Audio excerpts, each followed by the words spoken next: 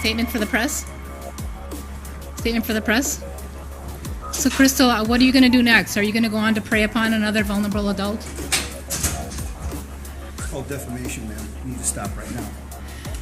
That's my opinion that that's what happened. And I've got evidence to support it. I can state the truth. The truth. Stop it. The truth. She has received a $2,000 check through undue influence.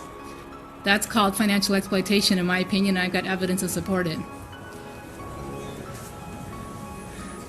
So, Forrest, how is it that Jim passed away with a heart attack when he has ALS? How is it that you received $14,000 and then Jim never found out about it? Did you know Jim was going to die? Did you know Jim was going to die, Forrest? Did Mary ever talk about it? I was dealing with Forrest Birnel and Crystal McLeod a few years ago regarding a friend's estate. As far as Forrest, we believe he preyed upon our friend Jim to get a hold of his estate. And then we found out that Forrest is also a sexual felon. He spent 8 years in prison for not one but 2 sexual felonies. Moose Lake, Minnesota Baby Rapers Prison. The young girl offered a victim impact statement for the court, standing up to this adult man who assaulted her. The sexual abuse of the girl started as early as age 6. The police report showed how Forrest groomed this girl to be his victim, which is what sexual predators do. The report showed that at the time, Forrest was 6 foot tall and 220 pounds.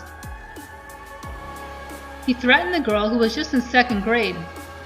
He threatened her not to speak out about his abuse, saying that he would be thrown in jail. But she did speak out, and in 2005 in Minnesota he was convicted, and he was also convicted in North Dakota in 2006. So this is where Forrest Birnel, 2 years out of prison in 2015, crosses our path. None of us know about his history. None of us even think to look. A few years later, Forrest, along with a crooked nurse, get a hold of just about all of our friend Jim's estate. Jim was a vulnerable adult. He was terminally ill. I used to think Forrest was a great guy for helping Jim. But then I discovered that there was more going on, such as the sexual felony, and then I also discovered he wasn't honest, he was hostile to Jim's grieving friends, and not above scheming regarding a funeral. It got me wondering, and I started doing research. And we also contested the will.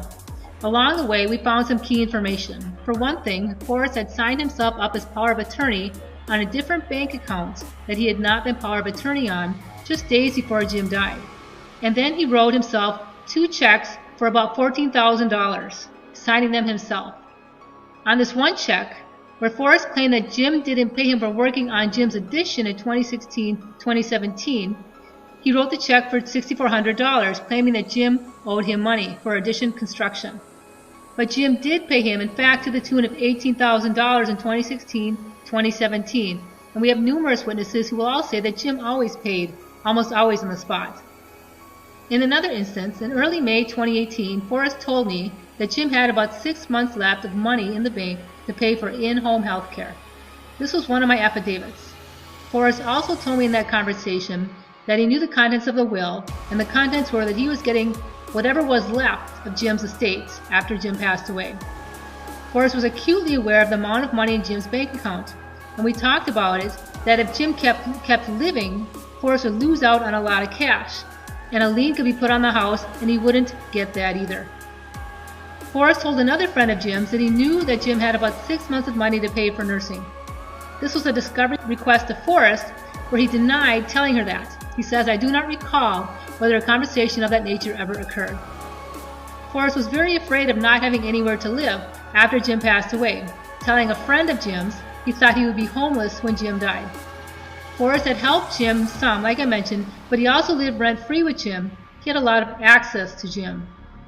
Jim had ALS, and usually people die from breathing issues, but the death certificate said heart attack, and Jim seems to have been cremated quickly. Forrest did the cremation, not a family member. Forrest's girlfriend, Mary Verway, also lived at Jim's house at the time. She's a nurse, and she would certainly know medical errors that can happen that can be fatal.